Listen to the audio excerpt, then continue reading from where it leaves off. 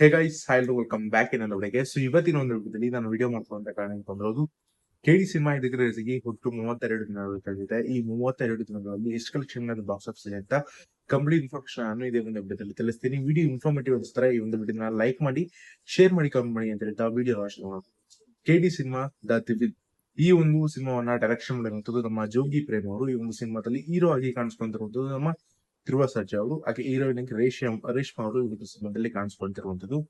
So ಆಗ್ಲೇ ಹೇಳಿದಾಗೆ ಈ ಒಂದು ಸಿನಿಮಾ 32 ದಿನಗಳು ಕಳೆದಿದೆ. ಅಂದ್ರೆ ಕರೆಕ್ಟ್ ಆಗಿ 1 ತಿಂಗಳು 1 ದಿನ ಆಗಿದೆ ಈ ಒಂದು ಸಿನಿಮಾ ರಿಲೀಸ್ ಆಗಿ.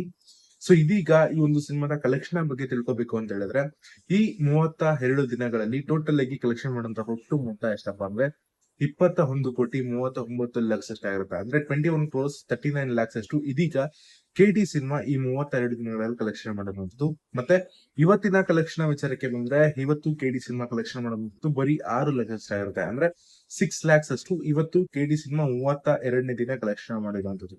ಐ ಹೋಪ್ ನಿಮಗೆ ಒಂದು ವಿಡಿಯೋ ಇನ್ಫಾರ್ಮೇಟಿವ್ ಆಗಿತ್ತು ಅಂತ. ಇನ್ಫಾರ್ಮೇಟಿವ್ ಆದ್ರೆ ಈ ಒಂದು ವಿಡಿಯೋನ ಲೈಕ್ ಮಾಡಿ, ಶೇರ್ ಮಾಡಿ, ಕಮೆಂಟ್ ಮಾಡಿ ಅಂತ ಹೇಳ್ತಾ ಸಿಗೋಣ ಮತ್ತೆ ಮುಂದಿನ ವಿಡಿಯೋದಲ್ಲಿ. ಬಾಯ್.